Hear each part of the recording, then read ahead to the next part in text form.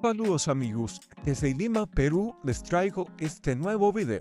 Nos ha llegado a tienda esta hermosa y rara máquina de escribir super portátil, lo que vendría a ser como una laptop pero en su época.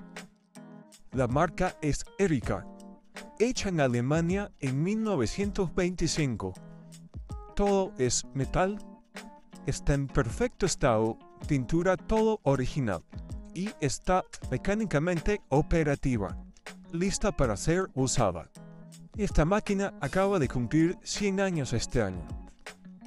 Y como podrán apreciar en el video, está en muy buen estado y conserva su maletín original.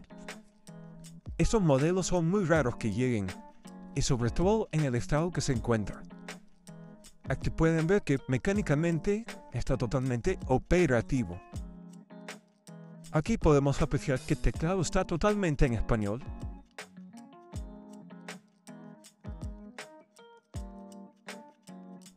Aquí podemos apreciar que mecánicamente está totalmente operativo.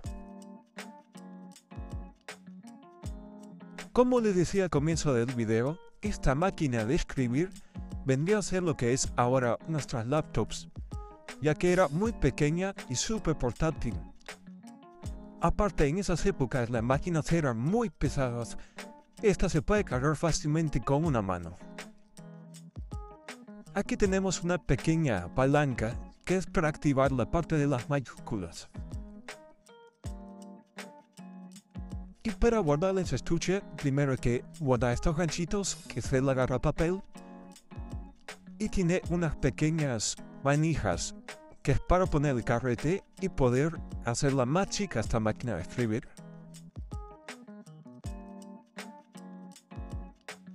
El carrete se pliega al teclado y se hace pequeña. Y como les dije, se puede cargar con una mano. Es muy pequeña. Es muy rara para su época.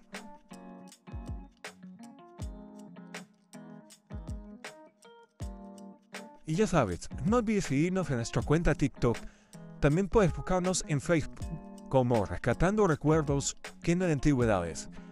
Allí podrás encontrar todos nuestros artículos con fotos detalladas y descripción. Hasta el próximo video.